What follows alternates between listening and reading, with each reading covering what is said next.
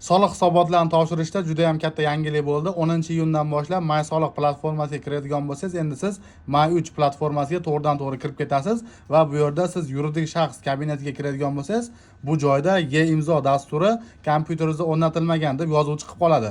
Agar sizda oldin kompyuteringizda e-imzo dasturi bo'lsa ham, xuddi shunaqa yozuv chiqib turaveradi.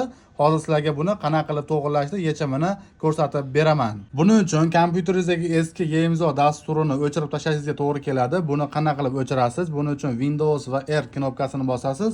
Выполнить oynasiga Ctrl deb yozasiz va OK tugmasini bosasiz. Bu joyda Удаление programma bo'limiga kirasiz va bu yerda shu e-imzo dasturingizni topib olasiz va shuni tag tugi bilan kompyuteringizdan udalit qilib tashlaysiz.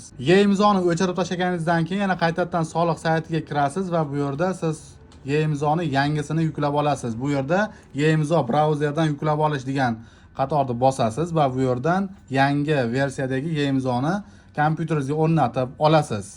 O'rnatib olganingizdan keyin siz yana platformaga qaytadan kirasiz va yuqorida bitta yangilanishni bosib olsangiz va bu yerda u muammo yo'qoladi va korxonalarda ключlari sizda ko'rinadi. Xohlagan korxonangizga kirib bemalol ishlasangiz bo'ladi. Video foydali bo'lgan bo'lsa videoga like bosib qo'ying. Bu videoni shunaqa buxgalter tanishingiz bo'lsa o'ziga yuborib qo'ying.